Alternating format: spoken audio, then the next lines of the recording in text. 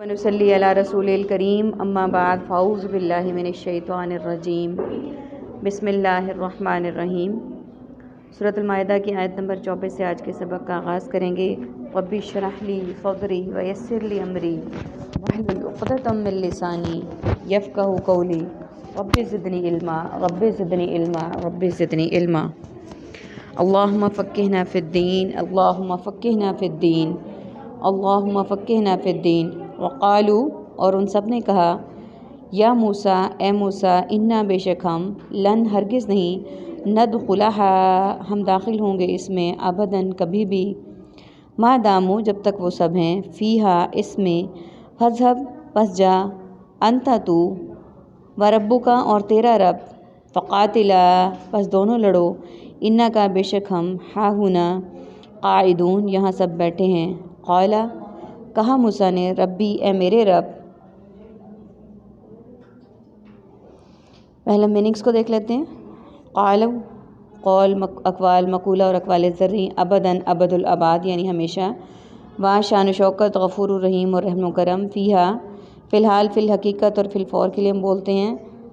فقاتلا قتل قاتل مقتول، قاعدون قادہ اور مقت کے لیے بولتے ہیں۔ عربک کے ورڈز ہیں ہمارے پاس، ما دامو جب تک وہ رہیں، ذھب جا تو، اس میں واقعہ وہی والا بیان کیا جا رہا ہے جو ہم پچھلے اسباق میں پڑھ چکے ہیں کہ حضرت موسیٰ علیہ السلام کی قوم کو جب اللہ تعالیٰ نے فرعون سے آزادی دلوائی، ان کے ظلم و ستم سے نجات دلوائی اور دریا میں راستہ بنایا ان کے لیے، تو اللہ تعالیٰ نے فرمایا کہ اب ان کو ان کی آزمائش کے لیے یہ فرمایا کہ موسیٰ علیہ السلام اور ان کی قوم کو شام کی طرف فلسطین جانا ہے اور بیت المقدس جس ظالم قوم کے تسلط میں اسے آزاد کروانا ہے۔ تو حضرت موسیٰ علیہ السلام کی قوم میں ابھی چونکہ ایمان پختہ نہیں تھا، تو انہوں نے انکار کر دیا کہ ہم نہیں جائیں گے اور ہم ہرگز نہیں یہ کام کریں گے اور ہم نہیں کر سکتے جب تک کہ وہ خود قوم یہاں سے نکل نہ جائے۔ انہوں نے کہا کہ اے موسیٰ، اب یہاں پہ بھی وہی واقعہ کنٹینیو ہے کہ انہوں نے کہا، اے موسیٰ بے شک ہم ہرگز داخل نہیں ہوں گے اس میں کبھی بھی، یعنی انہوں نے حضرت موسیٰ علیہ السلام کو علی اعلان یہ کہہ دیا کہ ہم کبھی بھی اس میں داخل نہیں ہوں گے، کبھی بھی جب تک وہ ہیں اس میں، جب تک یعنی کہ وہ قوم اس کے اندر موجود ہے ہم داخل نہیں ہوں گے، نہ ہم ان سے لڑائی کریں گے، نہ ہم ان سے آزادی کے لیے کوشش کریں گے۔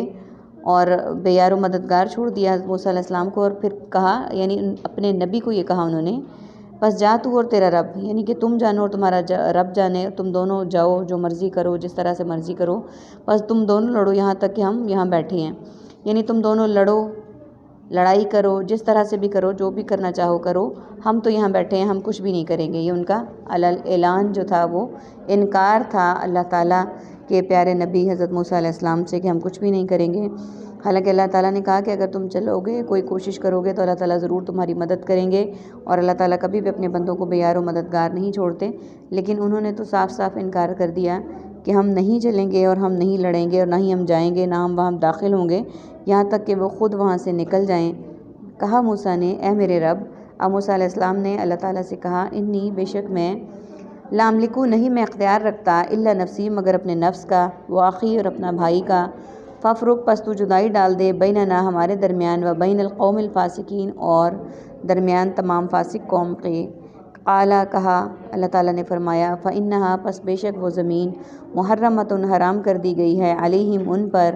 40 سنۃ 40 سال تک، یتیہون وہ سب مارے مارے پھریں گے، فی الارض زمین میں، فلا پس نہ، تعسیٰ تو افسوس کر، علی القوم الفاسقین نافرمان تمام نافرمان قوموں پر۔